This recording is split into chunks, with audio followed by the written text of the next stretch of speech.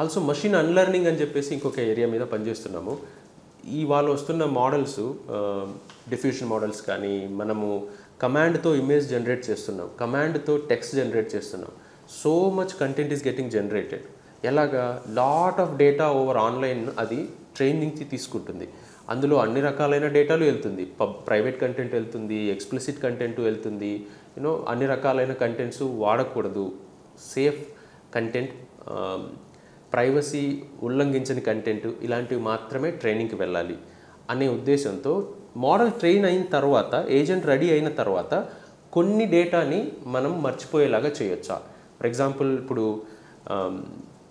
అశ్లీలమైన చిత్రాలు కానీ వీడియోస్ కానీ వాటిని కూడా మోడల్ వాడి ఉండొచ్చు ట్రైనింగ్లో.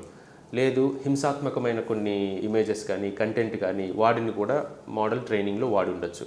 తెలుసుకున్న తర్వాత దాన్ని పక్కన పడేసి మళ్ళీ స్క్రాచ్ నుంచి ట్రైన్ చేయలేం, కొన్ని $1 మిలియన్ ఖర్చు అవుతుంది.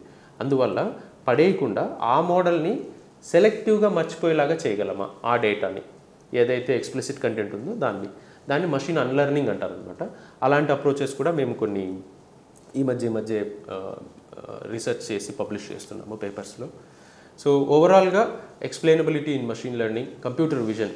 ఇందాక అనుకున్నట్లు మా క్యాంపస్లో ఆటోనమస్ వెహికల్ ఒకటి తిరుగుతుంది కదా, తనంతా తానే క్యాంపస్ అంతా తిరుగుతూ ఉంటుంది, స్టూడెంట్స్ని స్టాఫ్ని అందరినీ డ్రాప్ చేస్తూ పికప్ చేసుకుంటూ ఉంటుంది.